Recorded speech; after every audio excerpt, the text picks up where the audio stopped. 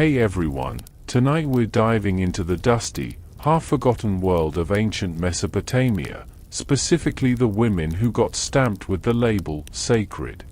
Spoiler, it wasn't as glamorous as it sounds. Before we get rolling, hit that like button and subscribe, but only if you actually enjoy this kind of deep dive into history's weird corners. And let me know in the comments where you're tuning in from and what time it is. I love seeing the global roll call. Now, let's start where all questionable life paths begin, your parents. Their love is so boundless they've just gifted you to a fertility cult. It's 2300 BCE. You're 10.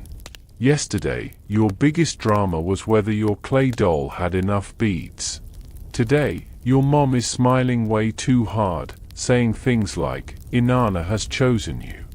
Which sounds suspiciously like, congratulations, you've been volunteered. There's no opt-out form. Just your dad staring at the floor and suddenly finding the ceiling beams fascinating. Because in Mesopotamia, if your family couldn't scrape together a proper dowry, or if you had the misfortune of being the extra daughter, you got shuffled off to divine service. Think of it like a subscription you can't cancel, unless you're into death by blasphemy, as a cancellation policy. The Temple of Inanna accepted all major sacrifices, livestock, grain, and, yes, surplus daughters. Once you're in, you're renamed, redressed, and reproposed. It's like upcycling, except with more chanting and lifelong trauma. Your initiation includes fasting, mumbling holy verses until your voice cracks, and bathing in sacred river water that's been questionable since the Euphrates last cleaned itself. You're handed a ceremonial linen wrap, told it's a blessing, and then assigned to sleep in a room that smells like burnt frankincense and other people's regrets. Your parents go home glowing, convinced they just bought themselves divine favor. Meanwhile, you're left wondering if crying is allowed during hours of blessed silence. Spoiler, it isn't. The priests are welcoming in that cheery, cult leader kind of way, hollow eyes, stiff smiles, and way too much enthusiasm for ritual nudity. They greet you with lines like, your body is the goddess's temple. Translation, say goodbye to personal space. And now, your brand new title, Kardashu, sacred devotee of the goddess. Sounds elegant, right? Until you realize it means you're now the public face of divine femininity, expressed through awkward fertility rituals while a panel of elders takes notes like they're judging a talent show. You haven't even hit puberty yet, and somehow you're already spiritually married to a goddess with a taste for blood, wine, and melodrama. Welcome to sacred womanhood, where every honor feels like a trap, and the mat you sleep on looks older than your grandfather's beard. And this is just day one. When someone says temple, you probably picture serene incense, hushed chants, and a wise priest humming near a glowing fruit bowl. Yeah, wrong century, wrong continent. The Temple of Inanna was less wellness retreat and more chaotic theocratic HR office, with bonus sex magic and livestock. You step inside expecting divine peace and instead lock eyes with a goat relieving itself next to a ceremonial statue. The walls are plastered with cuneiform nobody's bothered translating in centuries. The floors? Permanently sticky with beer offerings. The air? A perfect blend of burnt goat and desperation. As the newest recruit, you imagined elegant priestesses in flowing linen showing you the sacred ropes. Instead, you get Ninel, a wrinkled, garlic-scented woman who radiates disappointment. She thrusts a broom in your hands and says, the goddess loves a clean floor. Which is Mesopotamian for, your spiritual training begins with janitorial service. The temple itself is less holy labyrinth and more nightmare real estate project. Corridors twist everywhere. One leads to the archives, another to the ritual stage, and one hallway ends abruptly at a pit. You are told not to ask about the pit. Forget cushions, fountains, or spa vibes. The only running water comes from the sacrificial basin, last scrubbed sometime during Sargon the Great's midlife crisis. You're assigned a mat wedged between 3 other girls. Privacy doesn't exist here, neither do fair wages or personal boundaries. Meals are lentils, flatbread, and constant reminders that you're doing this for Inanna. In reality, you're here because your parents needed divine brownie points, or maybe just a tax write-off. When night falls, you try to sleep, but the soundtrack of your new holy life is endless: drums, drunken chants, and what you pray is a sheep and not a priest rehearsing fertility rites by himself. This temple doesn't restore your soul, it grinds it into clay, stamps it with a god's name, and files it under assets. But don't worry, your spa day is coming. Just know you're the one being exfoliated. You're promised a sacred role, a divine calling, a holy vocation of the highest order. And by highest order, they mean, get back to sweeping, chosen one. What you were not promised, a schedule that starts before sunrise, drags past moonrise, allows 0 bathroom breaks, and stars you pretending to be the living embodiment of fertility while old men chant off-key and splash date wine onto your sandals. Let's be clear, the temple didn't hand you a pamphlet.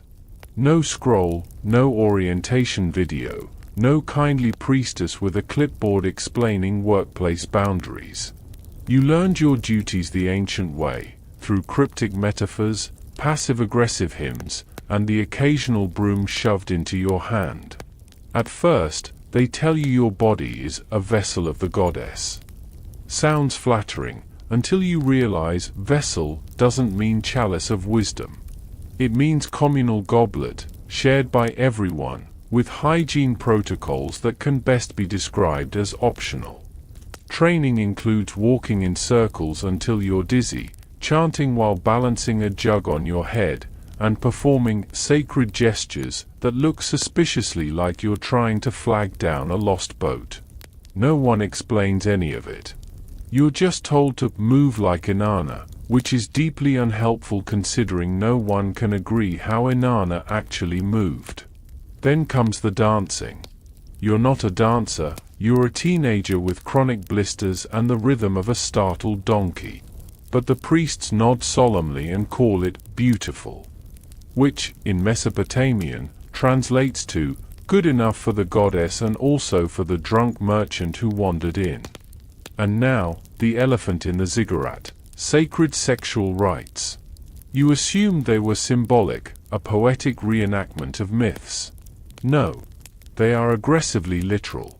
You're the starring role in a fertility drama that involves actual men from the community who pay in barley. Not silver, not gold. Barley. Your first thought, surely this is optional. It is not. The gods, apparently, are all in on barley-based economics. Protest, and you're told you lack divine understanding. Ask questions, and you'll be reassigned to cleaning the sacred goat stalls, which, tragically, are not metaphorical.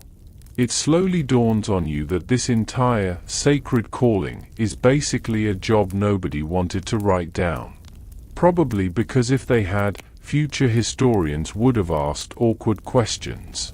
And just when you think barley-based mating rituals are the peak of discomfort, oh no. Buckle up. The real fun is about to begin, the rituals. In theory, these ceremonies are about reconnecting humanity with the divine. In practice, they're overproduced stage plays where your main role is to sway mysteriously to rhythms that sound suspiciously like someone hammering pots in the next room. Let's talk outfits. Every ritual comes with its own wardrobe, designed, apparently, by people who have never worn clothes. There's the feathered diadem of Inanna, which itches like a curse. The sheer veil that provides neither warmth nor modesty. And the ceremonial belt, a rope with delusions of grandeur. You're told to wear these with grace while balancing a platter of sacred dates and pretending your blistered feet aren't screaming. Meanwhile, a priest weighed down by 20 strings of beads and an expression of cosmic constipation recites poetry to the goddess. It's all very moving until you realize the poem is just a creative complaint about grain taxes. During the spring fertility rite, things get especially chaotic. The temple floor is blanketed in flower petals, poetic, until you slip on one and nearly donate your jawline to gravity. You're expected to circle a sacred plinth slowly, sensually, humming a tune that's never been written down because it's entirely improvised. Unfortunately, you're not a bard. You're a barley salaried body double. Symbolic movements are part of the training too. The gesture of the blooming womb looks suspiciously like a shrug, a bow, and a leg cramp performed simultaneously. The audience is a mix of worshippers, drunks, and overly enthusiastic scribes scribbling notes like they're judging Olympic gymnastics. Then comes the offering. You kneel, hold up a bowl of lentils, and chant the divine words. One time you sneeze mid-verse and accidentally bless the wrong god.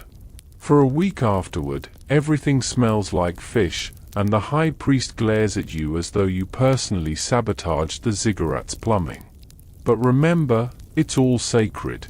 Every humiliating slip, every mangled chant, every goat that wanders into the ritual mid-procession. Especially the goat. He's practically staff at this point. Now, picture the temple itself. Hot? Not tropical paradise hot, more like date pastry melting on your thigh hot. Add 50 people, 3 goats, clouds of incense, and a sacrificial fire pit nobody thought to ventilate, and you get a scent best described as Oda Onan's armpit. As for titles, you might be called Nardu, Kardishu, or some other Sumerian name that sounds lofty on a clay tablet. But your actual hygiene routine? Somewhere between damp clay pot under a ziggurat and festival latrine. Bathing is technically part of your duties, but let's just say the sacred river doubles as a community laundry. In practice, ritual bathing means a cracked ceramic basin, half a jug of lukewarm river water, and a sponge that might also be a sacred relic. No one's entirely sure. Soap technically exists, but it's ash and lard mashed together, and it smells like something you'd offer a demon to make it leave you alone. The elite priestesses, of course, get courtyards with proper drains, fresh oils, rose petals, and assistants with soft hands. You get a broken clay jar and a goose watching the whole process like it's judging your technique. Hair care isn't better. There's communal oil, shared between 12 women and one scribe who swears it prevents baldness. You comb your hair with a stick, twist it into something vaguely ceremonial, and hope the gods overlook the lice. Spoiler, they don't. There's literally a hymn about divine itching. Clothing? Washed once a lunar cycle, or whenever someone dumps wine on it, whichever happens first. You own exactly 2 tunics, one for rituals and one for pretending you're not currently living inside a rash. Oral hygiene is a joke. Best case scenario, rinsing with beer. Fun in theory, until you realize it's warm, flat, and basically liquid bread. No toothbrushes here, just twigs, prayers, and hope. Meanwhile, whenever a merchant shows up with rare crushed myrrh, the high priest snatches it up for sacred anointing. Spoiler again, you're never the one getting anointed. You're just the towel girl. Now, let's talk about clients. Not worshippers.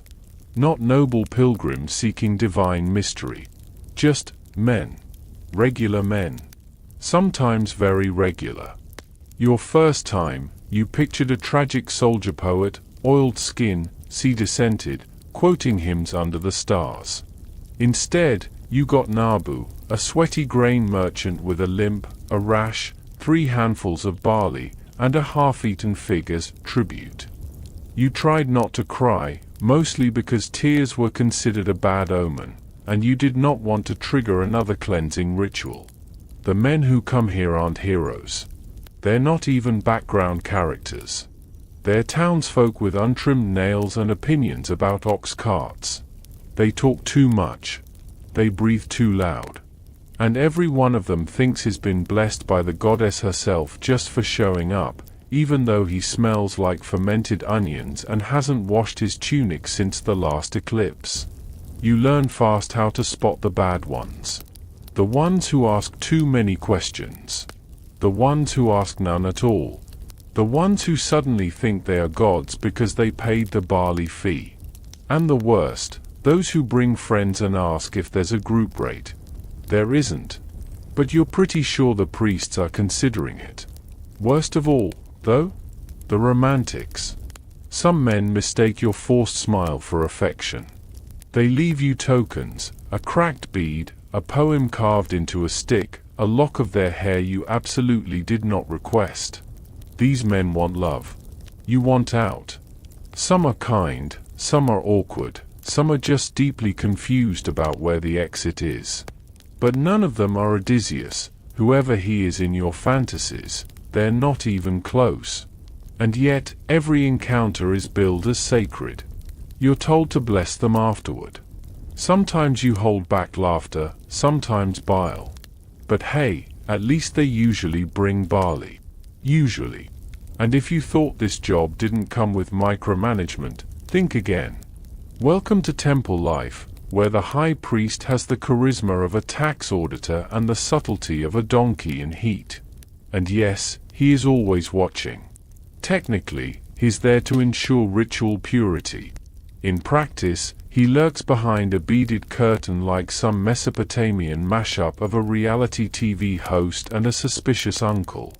His sandals squeak, his throat clears ominously, and his eyes never seem to blink. Relax for even a second, and there it is, the sound of divine disapproval. This is the man who assigned you your sacred duty, and he alone decides whether you performed it with proper reverence, a vague phrase that means whatever he feels like that week. Monday it's your posture. Tuesday it's your tone. Wednesday? Your left hand looked ungrateful. He even takes notes. Not on a tablet. On a scroll. Which means every observation comes with the wet little sound of him licking his reed pen. And yes, you can hear it. Every single time.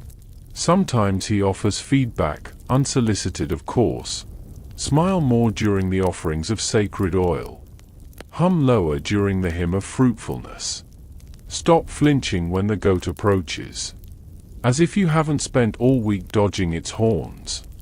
And just when you think he's finally gone for the day, there he is, half hidden behind a pillar, casually munching pomegranate seeds like he's watching premium temple theater. Is it surveillance? Is it ritual duty? Or is he just unbelievably nosy? Either way, you adapt. You paste on your tightest smile. You chant in perfect cadence. And you never, ever sneeze during incense lighting, unless you want a full lecture on the sanctity of nasal discipline. At the end of the day, you can't help but wonder, who watches the watcher? Answer, the goat. Always the goat. And honestly, the goat's less judgy. You'd think that as a temple prostitute, sacred servant of Inanna, you'd get a little divine protection from mortal drama. But no. You're not just a living symbol of love and fertility. You're also the designated scapegoat for every wife in the city who suspects her husband is up to something fishy. Spoiler, he is. And the fishy thing is you. It starts small. Side-eye across the ziggurat steps. Whispers when you pass the barley stalls. An accidental shoulder check from someone carrying a water jug. These women don't care that you're forbidden to marry or that the priesthood assigns your clients. All they know is their husbands keep coming home with incense in their beards and that suspicious post-temple glow. So they organize. Not officially, of course, but effectively. The Jealous Wives Club meets by the communal ovens and specializes in long, withering stares. Passive-aggressive gossip. The strategic disappearance of your ceremonial sandals. Some settle for muttered curses. Others get creative. One carved a little figurine of you, cracked the foot, and buried it under a dung heap. Another sent her daughter to join temple service, not for piety, just to spy on your laundry. You try not to take it personally. After all, it's not your fault the gods demand rituals involving sensual cleansing and dimly lit barley offerings. But try explaining that to a woman who hasn't been looked at fondly since last solstice. Once, you even offered a jealous wife a sweet date as a peace offering. She bit into it, stared you dead in the eyes, and said, "Tastes like my husband's breath." You now avoid eye contact for safety reasons. The irony? Most of these wives used to be you. Literally. Many were sacred workers back when their knees didn't creak and their husbands still brought wine instead of excuses. They know exactly how miserable this job is, and maybe that's why they hate you so much. Speaking of misery, let's talk money. Or rather, the total absence of it. Being a temple prostitute, sorry again, holy vessel of divine union, sounds like the kind of gig that should come with perks.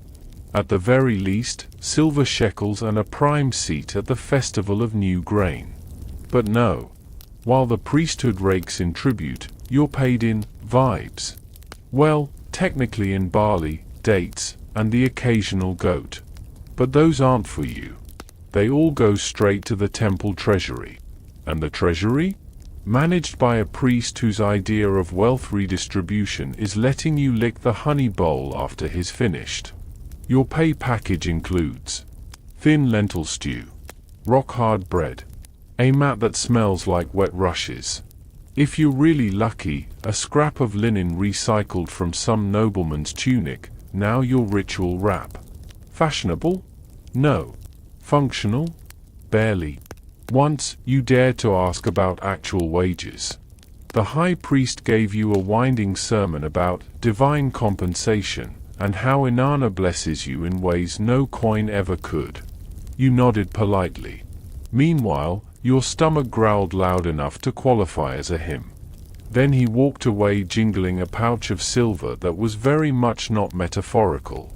Some of your temple sisters try to squirrel away coin on the side, moonlighting as weavers, brewers, or amateur goat liver fortune-tellers for bored merchants. But if the priests find out, you get demoted to candlewick scraper.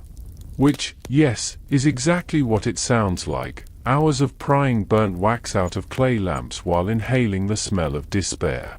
So you keep doing your sacred duties, with a smile stretched tighter than a drum skin and a stomach that's learned to treat fasting as a personality trait. When your sandal breaks, you wrap it in twine and pray the goddess appreciates rustic humility. Some girls dream of escape, of marrying rich. But let's be honest, any man wealthy enough to support you has probably already visited the temple. And if he didn't propose before watching you chant naked under moonlight, he's not planning to afterward. Don't worry, though, the gods see your sacrifice. They just don't reimburse it. If one rule sums up the irony of this sacred career, it's this: you may not marry. That's right. You can anoint a sweaty grain merchant with sacred oils beneath a full moon. You can whisper hymns into the ear of a soldier who reeks of camel and regret. But an exclusive emotional connection? A wedding veil? Absolutely not. This isn't just temple bureaucracy, it's divine policy. According to the priests, who, coincidentally, benefit most from it, your body belongs to Inanna. The goddess has graciously loaned you to the mortal world for the purposes of ritual fertility and spiritual communion. You are, in their words, a living altar. And altars, as everyone knows, don't get married, raise goats, or have toddlers chasing chickens in a courtyard. Sure, some girls fall in love anyway, usually with guards or junior priests. But once the temple catches on, it comes down harder than a hammer on wet clay. Your lover gets shipped off to some distant outpost, and you get slapped with extra moon vigils to reflect on your inappropriate attachments. Break the celibacy clause, and you don't get stoned. No, that would be merciful. Instead, you get promoted. Your sacred service is extended indefinitely.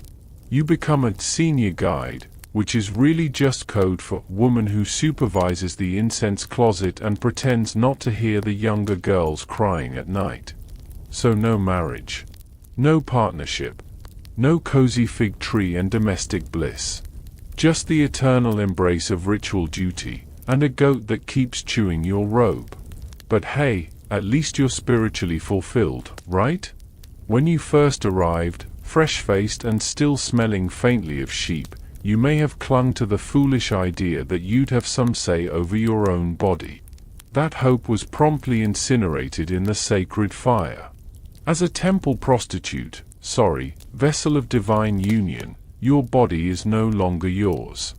It belongs to the goddess, or the temple, or the priests, or the men who bring goats, grain, and suspiciously damp silver coins.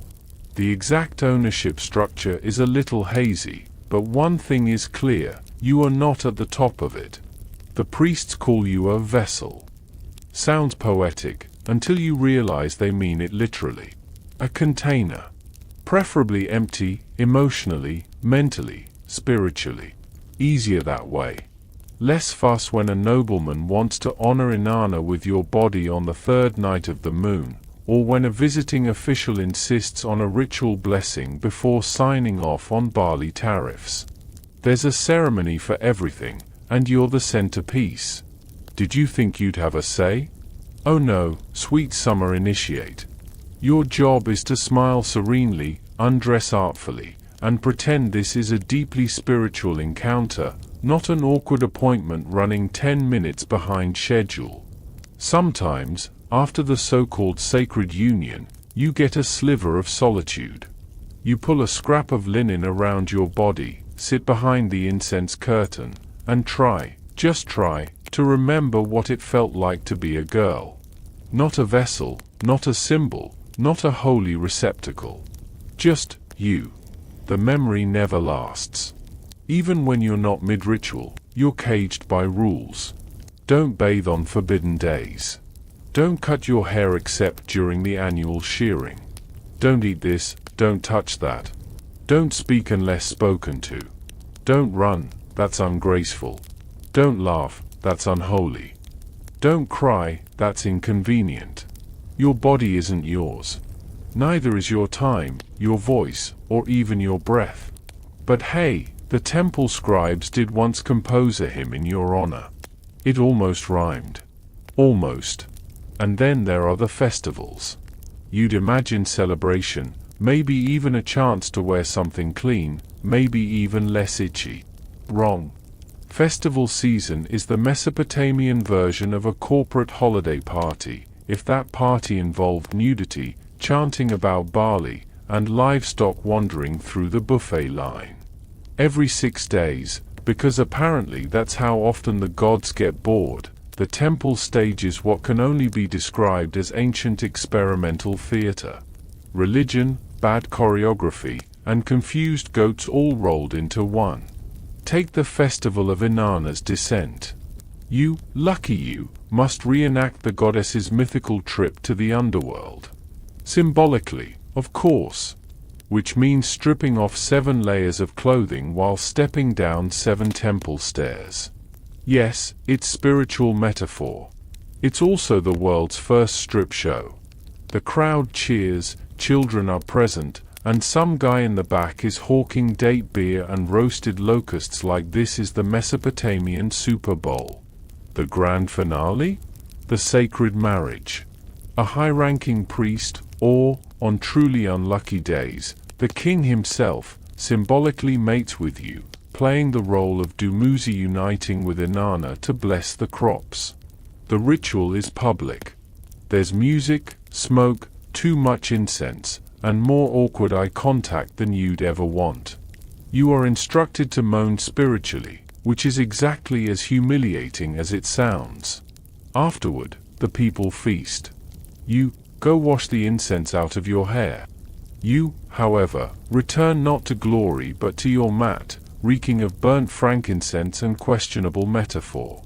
Then comes the parade of the divine maidens, which is basically you and the others being herded through the streets in ritual garb, sheer linen, bare feet, and deep regret. You wave to onlookers while trying not to faint under the sun. Elders toss flower petals. Teen boys toss commentary. Some festivals involve ritual bathing, which is priestly code for being attacked by a matron with a pumice stone forged in hell. Others involve fasting, which guarantees you'll collapse halfway through a fertility dance. The high priest calls this divinely fragile. That's not a compliment. That's a liability notice. And no, you don't get to rest afterward. You get kitchen duty. Because apparently divine vessels also stir lentils.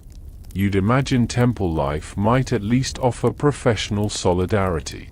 After all, you and your sisters are all bound by the same goddess, the same rules, and the same linen wraps that never fit right after washing. But no, the real eternal flame in this temple isn't devotion. It's gossip.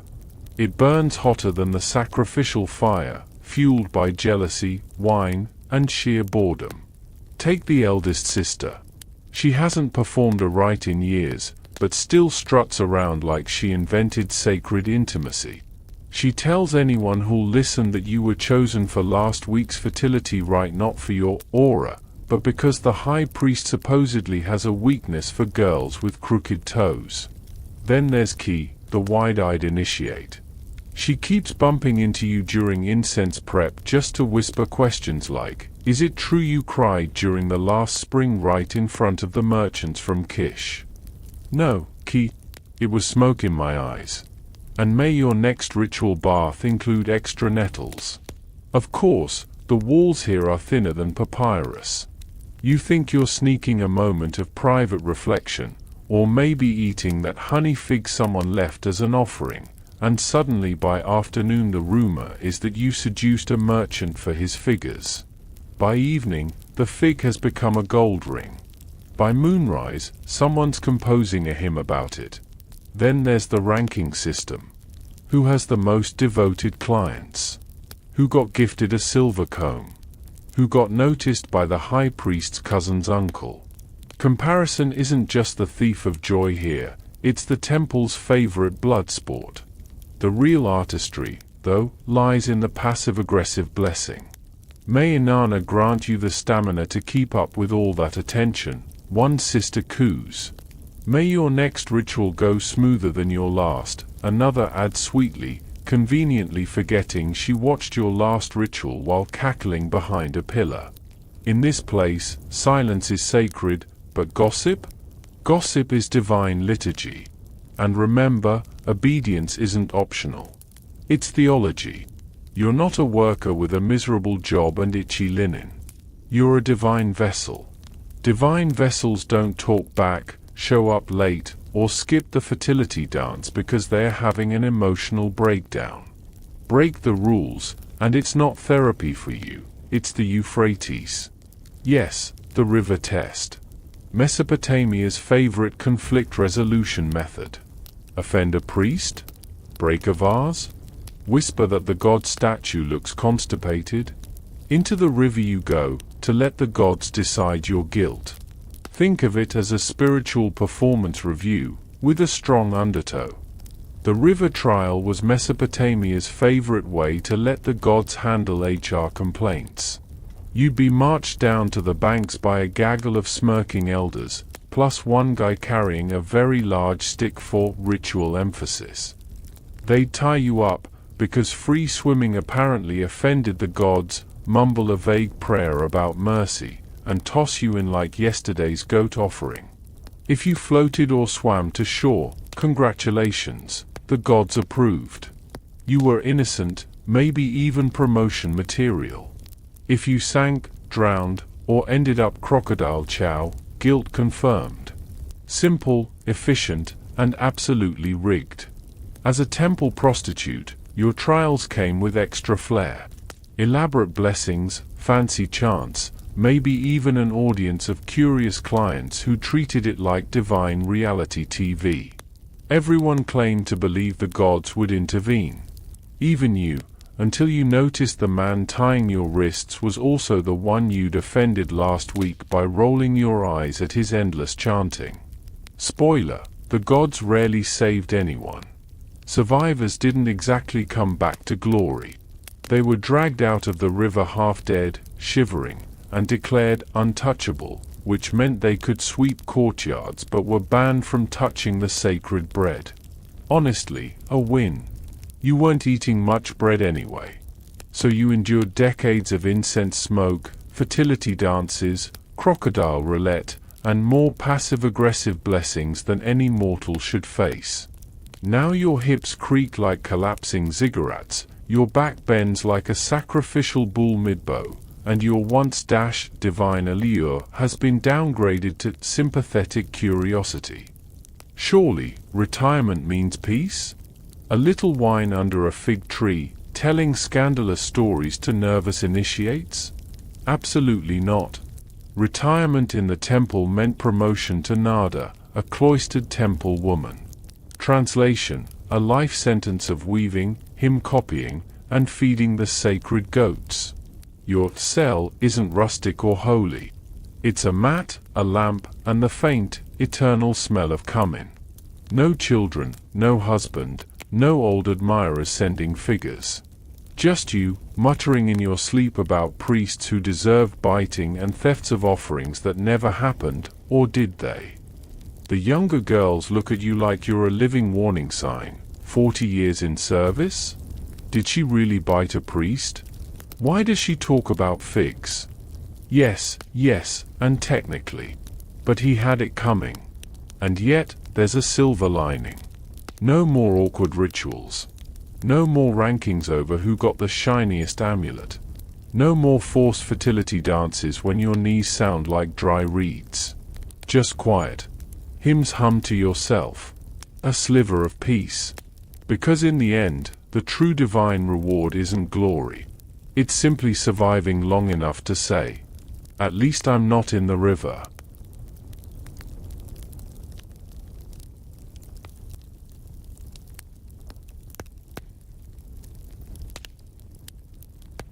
In the medieval world, marriage was never a purely private affair. Today, we tend to see weddings as deeply personal, two people choosing to unite their lives. But in the Middle Ages, matrimony was bound up with land, alliances, reputation, and family honor. And because marriage was understood as a public contract, its most intimate moment, the wedding night, was treated as part of that contract.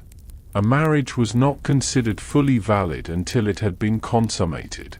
In other words, until the couple had physically sealed the union. To modern ears, this may sound invasive, even absurd. Yet for medieval communities, consummation was the proof that a marriage existed not only in law but also in flesh. Without it, a union could be annulled, property disputes reopened, and inheritance claims destroyed. The stakes were high, which is why the wedding night was often ritualized, witnessed, and sometimes even recorded. Among the nobility, the bedding ceremony was an expected part of the celebrations. Guests would escort the bride and groom to their chamber in a noisy procession of music, laughter, and bawdy jokes. Relatives or attendants might literally tuck the couple into bed, pulling the blankets over them while offering blessings or teasing encouragement. In some households, witnesses remained in the room until the marriage was considered unquestionably joined. Privacy, in short, was rare. For peasants, the customs were less formal but just as communal. Villagers might gather outside the chamber, banging pots, singing ribald songs, or chanting blessings to mark the occasion. Fertility charms, herbs, amulets, or symbolic foods were often placed near the bed in hopes of ensuring that the night's work produced children. After all, the ultimate purpose of marriage was lineage, and the pressure to consummate quickly was immense. The church also kept a close eye on the marriage bed. Priests insisted that sex within marriage was not sinful but divinely blessed, provided it was directed toward procreation. Still, strict rules surrounded the act. Intercourse was forbidden on certain holy days, and specific positions were condemned as improper. Even in the most private moments, moral and spiritual expectations loomed large. In the end, the medieval wedding night was never simply about two people discovering intimacy. It was about law, community, faith, and the weight of generations, all pressing upon a single bed. In the medieval world, the wedding night was never just a private affair. It was a ritualized event loaded with legal, religious, and social meaning. The community had a stake in it, and for the couple, their first night together was less a cherished memory and more the final act of a binding contract. If there was one custom sure to make the modern mind squirm, it was the bedding ceremony. For newlyweds, intimacy took a back seat to spectacle. Instead of quiet privacy, they were paraded through crowded halls, tucked into bed by family, and in some cases, even observed to ensure the marriage was truly complete. It was equal parts comedy, ritual, and community entertainment. Among nobles and royals, the procession to the bridal chamber became a performance in its own right. Guests, often tipsy from long hours of feasting, escorted the couple with torches, laughter, and bawdy songs. Some shouted jokes or fertility blessings, while others turned mischief into tradition by stealing the bride's shoes or stockings, sparking rowdy chases that were said to encourage fertility. Once inside the chamber, the ritual grew even more intimate and more public. Attendants sometimes undressed the bride and groom down to their linen shirts before carefully laying the bride in bed, followed by the groom. Friends and relatives would then literally tuck them in, offering blessings or playful encouragement. In aristocratic households, bishops or senior clergy might even bless the bed itself, invoking divine favor for fertility and a fruitful marriage. And then came the question no one wants to ask: did people stay to watch? In some cases, yes. For ordinary couples, witnesses usually withdrew after the ritual. But in high-stakes royal or political marriages, trusted attendants might linger until they were satisfied that the union was well and truly joined. In extreme situations, proof of consummation was demanded, and the act itself, at least in part, was observed. The medieval wedding night, then, was far less about whispered passion and far more about public duty. What we think of as a deeply private moment was, for them, a community affair woven tightly into law, lineage, and faith. For ordinary villagers, the bedding ceremony was more raucous than regal. While kings and dynasties demanded witnesses to safeguard the legitimacy of heirs, common folk turned the ritual into a noisy community affair. Friends escorted the newlyweds to their cottage with bawdy songs, the clatter of pots, and handfuls of grain tossed as a charm for fertility. Privacy was scarce. Neighbors might shout jokes through the window or even sneak a peek to make sure the union had been properly begun. To the medieval mind, this was entirely natural. Marriage was not a private possession but a public contract, and the community had a duty to see it sealed. What seems invasive to us was, for them, both protection and celebration: protection against disputes over legitimacy and celebration of a union that bound families, fortunes, and futures together. If the wedding night was the grand finale, fertility was its main performance. Every gesture, every charm, was designed to ensure children would soon follow. Guests scattered wheat, oats, or barley across the bed as symbols of abundance and new life. Bread and salt were laid nearby to invite prosperity and ward off misfortune. Eggs, obvious symbols of fertility, were sometimes eaten by the bride before the night began. Honey, with its sticky sweetness, was consumed so enthusiastically that the word honeymoon itself comes from this ancient association with marital fertility.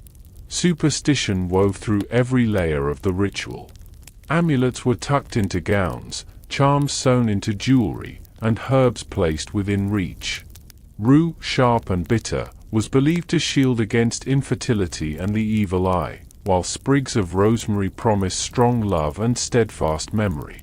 In short, the medieval wedding night was less about romance and more about ritual, a stage set not for passion but for posterity.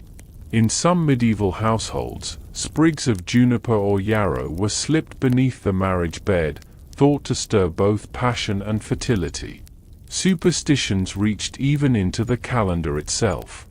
Certain nights were deemed auspicious for consummation, while others, especially holy days, feast days, or the season of Lent, were strictly forbidden.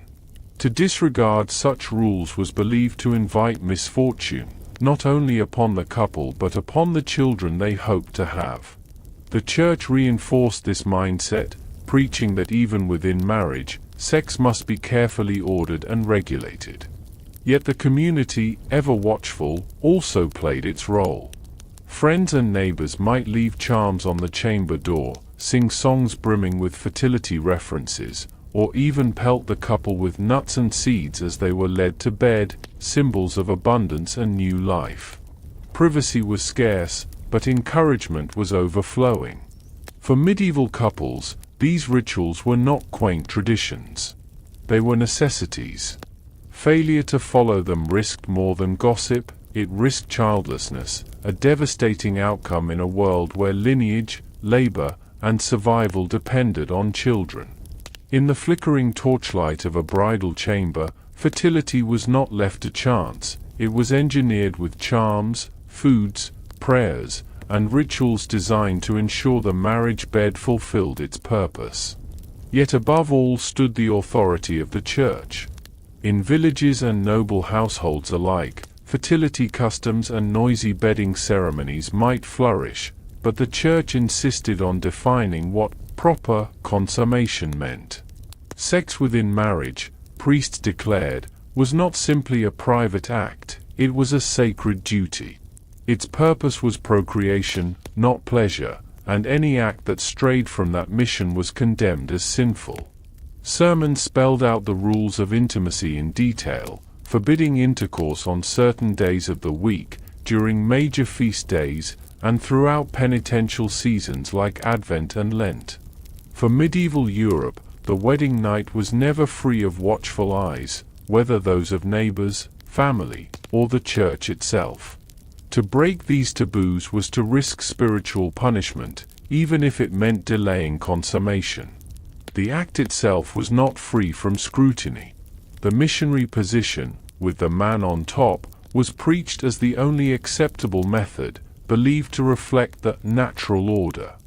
Any other position was condemned as improper, or worse, against nature. Clerical manuals circulated with startling detail about what was permitted and what was forbidden in the marriage bed. Of course, it is unlikely that every couple followed these prescriptions to the letter, yet the Church's shadow loomed large, shaping both attitudes and anxieties around intimacy. Even confession played its part. Newlyweds who strayed from these expectations could be questioned about their private practices, ensuring that the wedding night, and the years that followed, were never entirely free from outside oversight. The Church framed sex as holy when performed with the intent of creating life, but shameful when pursued for indulgence alone. Couples were reminded that their union served a higher purpose, filling the earth with children and securing the future of Christendom. This moral oversight was not only spiritual but political. By regulating consummation, the Church also strengthened its control over inheritance and legitimacy. If consummation could be proven, marriages were valid, heirs were legal, and dynastic claims secured. If not, annulments could be granted, alliances dissolved, and fortunes rearranged. In this way, the Church transformed the marriage bed into a battleground of morality and power. For newlyweds, it may have felt like a night of personal discovery, but for priests and bishops, it was a sacrament, a binding act under divine authority. In the medieval world, consummation was not just an intimate encounter, it was legal evidence. The moment two bodies came together, a marriage passed from ceremony into binding contract. Because dynasties, inheritances, and entire kingdoms often depended on that contract, proof of consummation could become a matter of politics as much as passion. Among royalty and nobility, witnesses were not merely tradition but insurance. Trusted attendants, midwives, even clerics might remain in the room until they could swear the couple had shared the bed as husband and wife. In the highest stakes cases, such as royal marriages, the presence or absence of consummation could determine whether an heir was legitimate or a union annulled. For kings and nobles, consummation could determine the fate of entire alliances. A monarch who wished to escape an unwanted union might seize upon a failure to consummate as legal grounds for annulment. Conversely, a bride's family demanded proof, for their daughter's honor, and their political advantage, was at stake. That proof was often shockingly physical. Bridal sheets, stained with blood, might be displayed to demonstrate that the marriage had been consummated and that the bride had entered it a virgin. In some cases, families preserved these linens as evidence, ready to defend their claims in the event of disputes. Practices varied across regions, but the principle was clear: a single sheet could decide whether a marriage bond was unshakable or unravel into scandal that shook kingdoms. Among peasants, the stakes were lower but still real. A man accused of failing to consummate his marriage might face ridicule, fines, or annulment. Communities often expected signs of the wedding night's success, whether through laughter and noise spilling from the chamber, crude jokes shouted through the window, or the symbolic display of tokens the following morning. Proof, in one form or another, was always expected. The church courts reinforced this obsession. Surviving records show countless disputes where couples argued over whether a marriage had, in fact, been consummated. If children did not come, or if one spouse claimed impotence, the matter might land before priests and physicians, who tried to determine the truth of what had, or had not, happened behind closed doors. In this world, consummation was less about intimacy than about legitimacy. What occurred in the bridal chamber echoed outward into courts, villages, and palaces alike. For the couple, it might have been an awkward, anxious night. For everyone else, it was evidence, proof, and politics rolled into one. No concept carried greater weight in medieval marriage than virginity. For brides especially, chastity was more than a personal virtue, it was a commodity that defined alliances, dowries, and family honor. The wedding night became the ultimate test, and the pressure to demonstrate purity was immense. Virginity was deeply tied to religious ideals. The Church exalted the Virgin Mary as the perfect model of womanhood, and brides were expected to mirror that purity until the moment of consummation. A virgin bride symbolized innocence, obedience, and the promise of fertility once joined to her husband. Failure to prove a bride's purity could stain not only her reputation but that of her entire family. This expectation gave rise to rituals of proof. As noted earlier, blood-stained sheets were sometimes displayed after the wedding night as tangible evidence that the bride's hymen had been broken. In some cases, families even preserved these linens as legal proof should disputes over legitimacy arise. Of course, not every wedding produced such evidence. Biology is less predictable than custom, but the symbolism carried enormous weight regardless. For men, the rules were far looser. While noble grooms were sometimes advised to show moderation before marriage, virginity was not demanded of them. In fact, sexual experience could even be seen as an advantage, ensuring a groom was capable of consummating quickly and producing heirs. This double standard reveals that purity was less about universal morality and more about controlling women's bodies and reputations. Virginity also carried immense political weight. Royal and aristocratic marriages often hinged on the unquestionable chastity of the bride.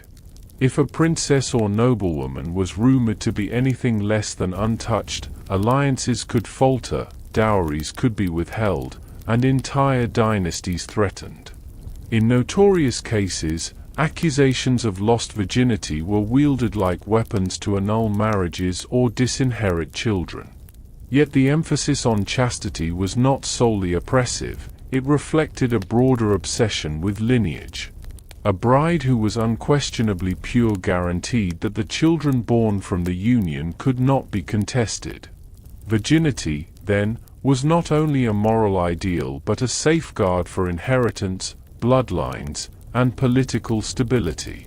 On the wedding night, this expectation hung heavy in the chamber. For the bride, it was a test of honor; for the groom, a confirmation of his rights; and for the families waiting beyond the door, it was the seal on alliances that could shape generations. But for all the official rules set by the church, the medieval wedding night was equally wrapped in superstition and folk magic. Families feared that bad luck, jealous neighbors, or even dark forces might interfere with a couple's first union. Protective rituals therefore became as important as the vows themselves.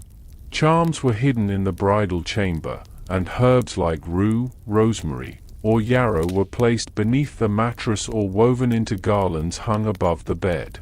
Each carried symbolic power. Rue was thought to repel the evil eye, rosemary promised fidelity and remembrance, and yarrow encouraged fertility. These protections worked on two levels, shielding the couple from unseen dangers while reminding them of the virtues expected in marriage. Fire and iron were thought to be powerful guardians of the marriage bed. In some regions, an iron key or knife was placed nearby to drive away evil spirits, since metal was believed to repel the supernatural. A candle might be left burning through the night, its flame protecting the couple from witches or demons, whose envy was said to fall most dangerously on the newlywed. Folklore also warned of what not to do. Shoes placed the wrong way, a bed turned in the wrong direction, or even the unlucky number of guests present at the bedding could spell disaster. Families took these omens seriously, adjusting rituals carefully to avoid misfortune. But protection was only half the story. Magic was also used to stir passion and ensure fertility. Brides sometimes carried amulets of carved bone or shells, charms said to quicken conception. Honeyed drinks, herbal brews, and even potions laced with animal parts were quietly prepared and consumed before the night began. The church frowned upon such practices, branding them as superstition, but they endured across every level of society. The community often joined in these rituals, blurring the line between magic, mischief, and blessing.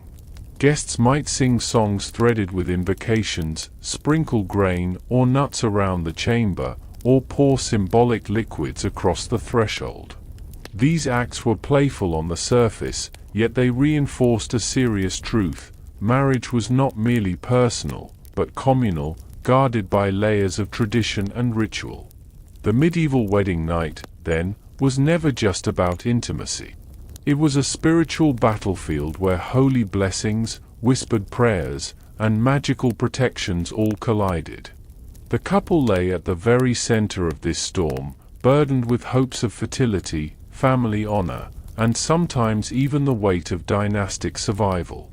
For all its ceremony and solemnity, the night was also tinged with laughter, nervous jokes and ribald songs serving as a release valve for the anxiety everyone knew hovered over the bed. Yet for brides, many of them teenagers, married for alliance rather than choice, the night could be filled with real fear. It was not simply the beginning of a marriage, but a test of purity, fertility, and obedience, with the eyes of family, community, and church watching from just beyond the chamber door. For many brides, the wedding night began under a cloud of uncertainty. Few had more than whispered advice from older women, vague warnings, or half-understood tales. The weight of virginity made everything more daunting, the fear of pain, the expectation of blood, and the chilling thought that bedsheets might be inspected the next morning. What should have been an intimate moment was, instead, a trial of honor. Grooms carried their own burdens. A nobleman's ability to consummate quickly and successfully was not a private matter, but one of family pride and political necessity. Failure could invite humiliation, annulment, or even dynastic crisis. Impotence, whether fleeting or permanent, became a scandal that rippled far beyond the bedchamber.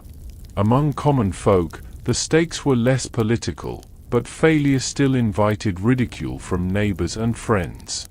This tension often sparked humor, both supportive and cruel. Guests might crowd outside the chamber, banging pots, singing bawdy songs, or hurling ribald jokes, all at once a celebration, a form of mockery, and a reminder that the private act unfolding behind closed doors was still the community's concern. Even attendants inside noble households sometimes joined in, preparing the bed with winks, jokes, or playful encouragements. Fertility charms themselves could take on a comic edge, foods shaped like fallacies, songs filled with double meanings, or tokens that blurred the line between blessing and jest. Yet beneath the laughter lay very real fear. Failure to perform could wreck reputations, alliances, or even entire dynasties. Success, on the other hand, was greeted with collective relief, not only for the couple but for the families who celebrated the sealing of the union with renewed feasts the following day. In this way, the medieval wedding night lived in a strange balance, half burden, half comedy, at once deeply personal and profoundly public. By the late Middle Ages, some of the harsher rituals began to soften. What had once been a highly public test of purity and virility gradually shifted toward privacy, though remnants of the old customs clung stubbornly to noble and royal households. In France, England, and the Holy Roman Empire, dynastic marriages still often ended with a formal bedding, sometimes blessed by clergy, sometimes even witnessed, to ensure the union had truly begun. But over time, even kings and queens grew weary of such scrutiny, replacing literal observation with symbolic gestures. Among commoners, too, traditions evolved. The clanging pots, the coarse jokes, and the ceremonial mockery gave way to gentler customs, serenades, playful songs, or symbolic gifts. Yet the echoes of the old ways lingered for centuries, a reminder of a time when the wedding night was not only a matter of love, but of lineage, honor, and the collective gaze of an entire community. Humor and fertility symbols lingered, but over time the most intrusive rituals began to fade. Instead of neighbors demanding proof from the marriage bed, communities marked the union with feasts, music, dancing, and playful games the following day. Trust, not inspection, became the measure of success. The church still cast its shadow over the bridal chamber, with confessors offering reminders about proper times and sanctioned positions, but by the late Middle Ages such guidance was more symbolic than strictly enforced. As Europe moved toward the early modern period, new ideals began to shift the tone of marriage itself. Romantic affection and personal choice slowly crept into what had once been defined almost entirely by duty, politics, and family honor. Yet the echoes of the medieval wedding night have never fully disappeared. The word honeymoon recalls the ancient use of honey in fertility charms. The tossing of rice at weddings reflects the old practice of scattering grain to encourage abundance. Even our continued focus on the wedding night as a decisive milestone owes much to the medieval belief that consummation was the true seal of marriage. Looking back, the medieval wedding night appears as a curious blend, part sacred duty, part political contract, part fertility rite, and part community theatre. To the people who lived it, there was nothing unusual in this mix. It was simply how marriages were secured, witnessed, and celebrated.